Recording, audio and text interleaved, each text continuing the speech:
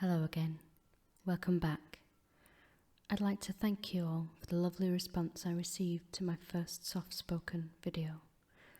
I have a great love for poetry and short stories, and my channel will include lots of these. However, I'm also teaching myself to draw, and I will soon be including some videos of me practicing, so stay tuned.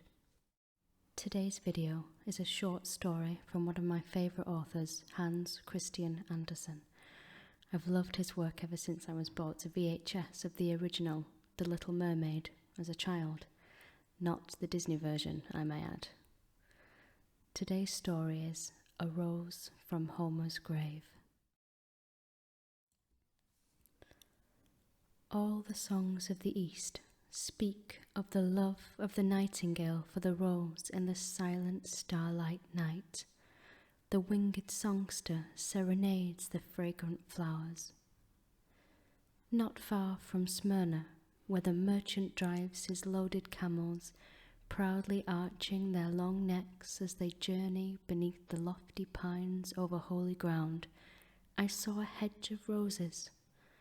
The turtle dove flew among the branches of the tall trees, and as the sunbeams fell upon her wings, they glistened as if they were mother of pearl.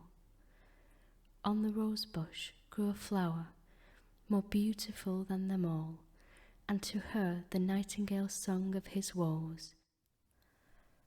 But the rose remained silent. Not even a dewdrop lay like a tear of sympathy on her leaves.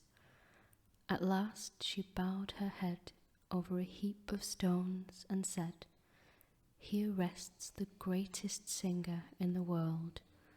Over his tomb will I spread my fragrance, and on it I will let my leaves fall when the storm scatters them. He who sung of Troy became earth, and from that earth I have sprung. I, a rose from the grave of Homer, am too lofty to bloom for a nightingale." Then the nightingale sung himself to death. A camel driver came by with his loaded camels and his black slaves. His little son found the dead bird and buried the lovely songster in the grave of the great Homer, while the rose trembled in the wind. The evening came, and the rose wrapped her leaves more closely around her and dreamed, and this was her dream. It was a fair, sunshiny day. A crowd of strangers drew near who had undertaken a pilgrimage to the grave of Homer. Among the strangers was a minstrel from the north, the home of the clouds and the brilliant lights of the aurora borealis. He plucked the rose and placed it in a book and carried it away into a distant part of the world, his fatherland. The rose faded with grief and lay between the leaves of the book, which he opened in his own home, saying, "Here is a rose from the grave of Homer." Then the flower awoke from her dream and trembled in the wind.